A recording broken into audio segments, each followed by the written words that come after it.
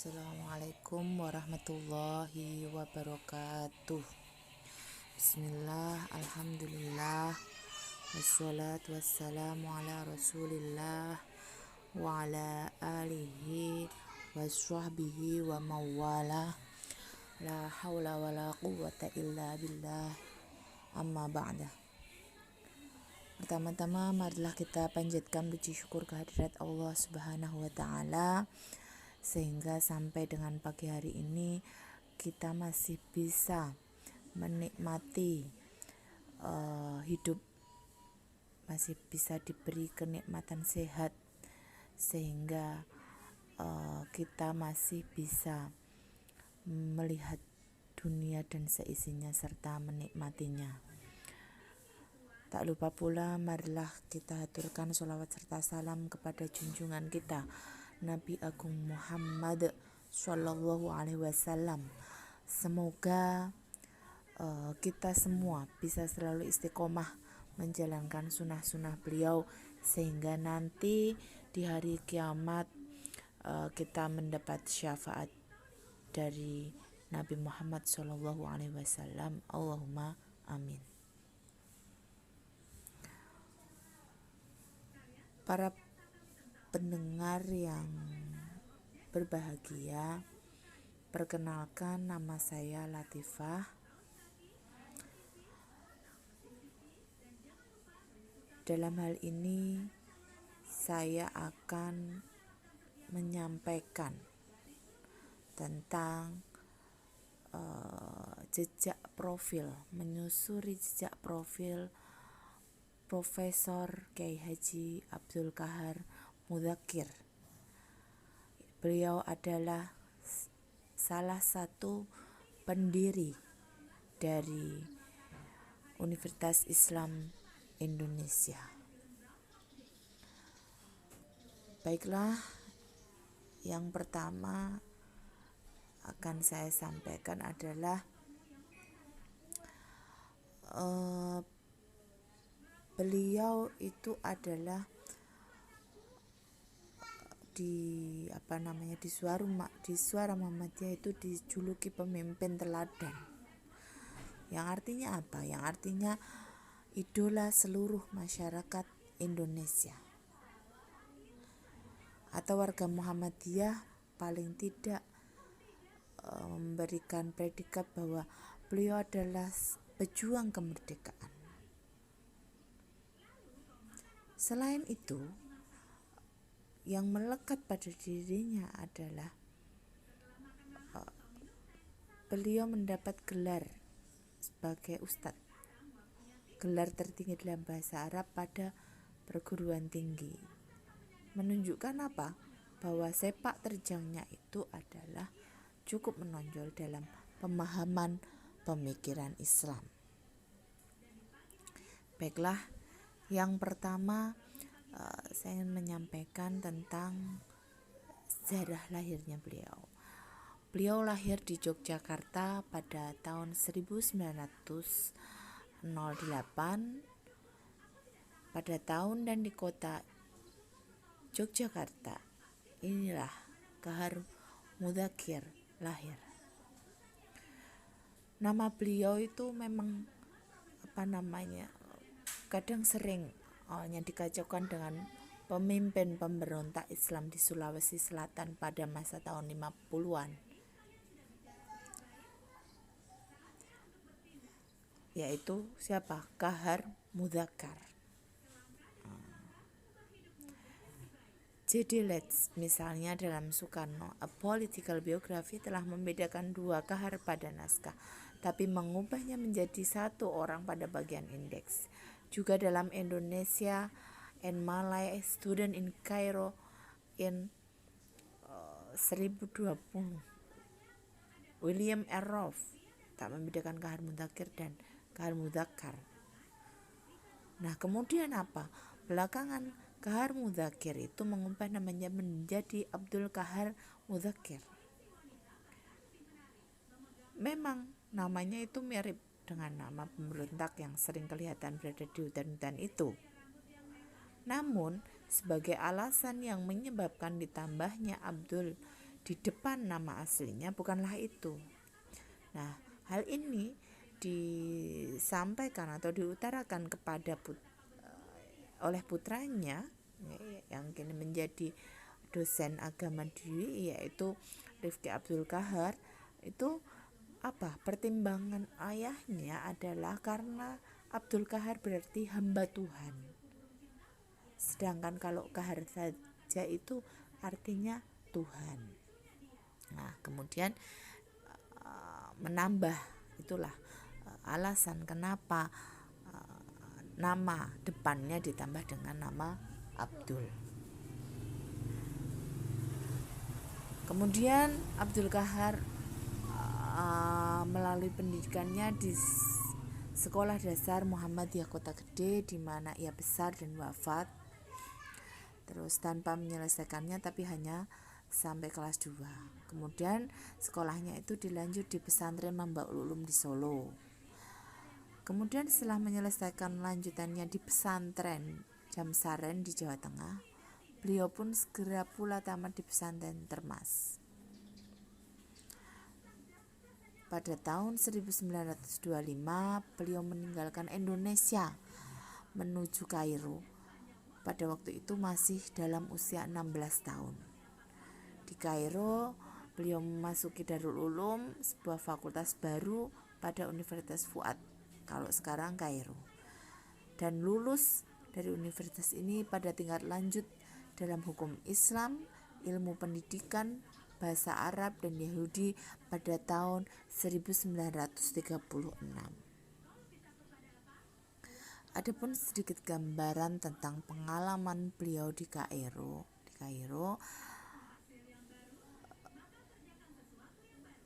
adalah kalau mungkin orang-orang barangkali banyak beranggapan bahwa masa 12 tahun yang dihabiskan menyelesaikan studi pendidikan di sana itu hanya pemborosan gitu. Tapi bagi beliau yang tak mau begitu saja menerima keadaan dan selalu bergairah memperjuangkan kebaikan nasib umatnya, suatu rentangan waktu yang lazim diatur dengan kaidah-kaidah dan tak banyak artinya. Profesor Abdul Qahar ketika belajar di Kairo memang kedapatan amat aktif pada hampir seluruh kegiatan kemahasiswaannya. Beliau misalnya pernah menjadi wakil mahasiswa Jawa, istilah yang umum kalau digunakan di Timur Tengah, yaitu terhadap seluruh dunia di Asia Tenggara. Beliau juga yang berkasak kusuk ketika Jamiatul Suban Muslimin, organisasi sosial mahasiswa Indonesia di Kairo didirikan. Selain itu, beliau juga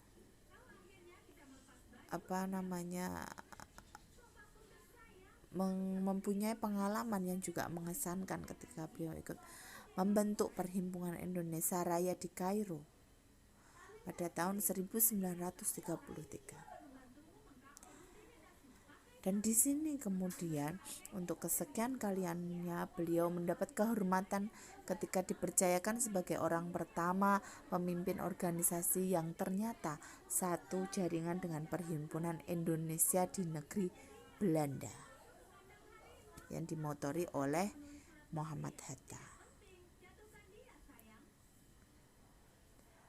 Tidak hanya itu, pada tahun-tahun sebelumnya, pada tahun 1930-an, beliau juga kerap ditemui berkelana di berbagai pelosok Timur Tengah, sedang mengikuti berbagai konferensi Islam tingkat dunia, baik mewakili mahasiswa Indonesia di Kairo maupun masyarakat Islam di Indonesia. Kemudian dengan hal itu kemudian beliau menjadi anggota tetap Kongres Islam di Indonesia.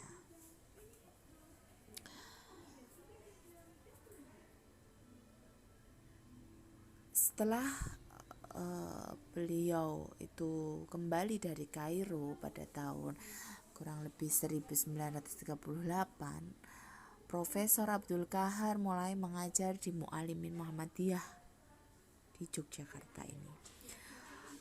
Ia kemudian bergabung dan amat aktif dengan Muhammadiyah yang menekankan perjuangannya di sektor pendidikan. Contohnya, ya misalnya sampai pecahnya Perang Dunia Kedua menduduki pimpinan pada organisasi pemuda dan bagian kesejahteraan sosial pada organisasi di Muhammadiyah ini. Bahkan hingga saat wafatnya pun beliau masih sebagai pengurus besar Muhammadiyah. Yang ini sudah dipegangnya berkali-kali. Ia memang selalu terpilih, yaitu sejak tahun 1946.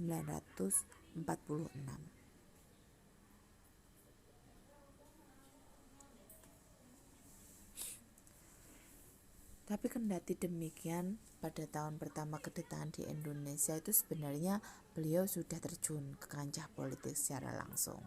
Pada waktu itu usianya 28 tahun. Beliau menyatakan bahwa bergabung dengan Partai Islam Indonesia atau PII. Dan hebatnya pada tahun itu beliau terpilih sebagai salah satu komisaris. Dan itu berlangsung sampai dengan tahun 1941.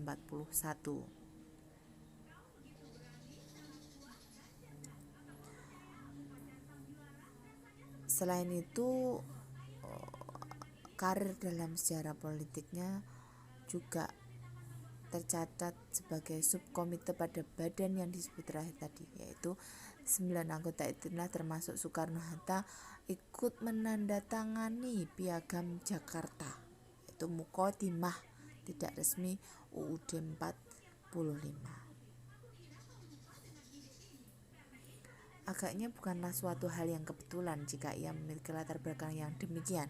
Beliau memang berasal dari semaian bibit unggul dari orang-orang yang amat tegar, yaitu kakek Abdul Qahar, misalnya Kiai Hasan Besari adalah pemimpin lokal tarekat Syatariah.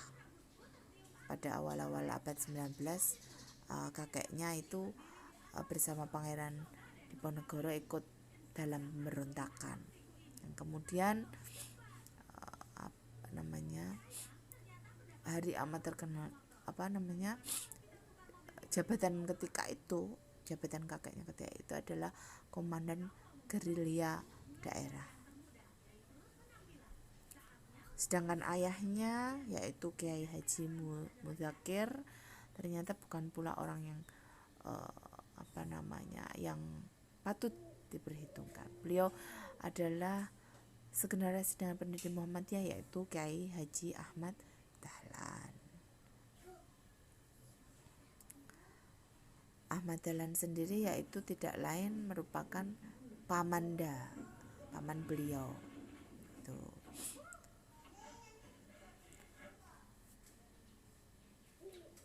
Baiklah, kemudian kita lanjut kepada pendirian YUI.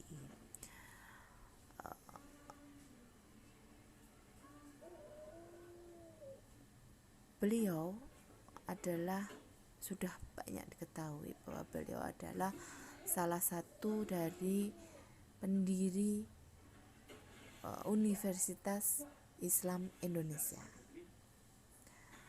Ketika itu Hatta sebagai direktur badan usahanya dan ia sendiri merupakan rektor pertamanya, yaitu pada tahun 1946. Ketika itu STI atau Sekolah Tinggi Islam dipindahkan ke Yogyakarta yang kemudian berganti nama menjadi Universitas Islam Indonesia.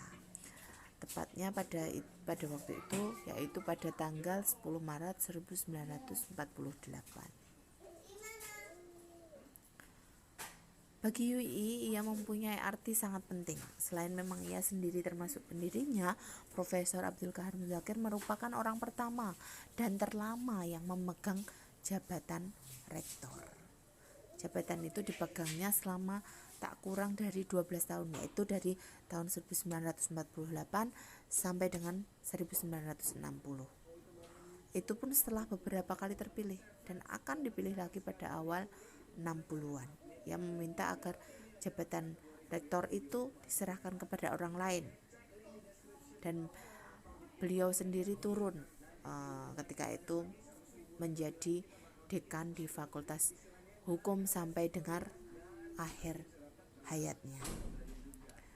Beliau wafat pada tanggal 2 Desember tahun 1973 karena serangan jantung dalam usia 65 tahun. Semasa hidupnya beliau dikenal amat sederhana, penampilannya sangat bersahaja. Beliau waktu itu hanya mengenakan pakaian sederhana, baju putih tanpa dasi, setelan sepatu sandal tua, dan selalu menggunakan peci. Dan ia dengan bijaksana membalas setiap salam dari orang yang dijumpainya di setiap jalan. Selain itu, beliau lebih senang bersepeda atau menggunakan andong jika ia pergi mengajar ke UI yang jarak rumahnya itu kurang lebih 5 sampai 6 km.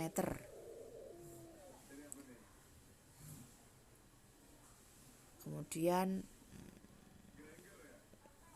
beliau wafat pada tahun 1973,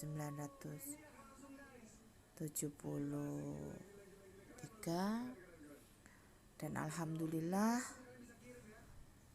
pada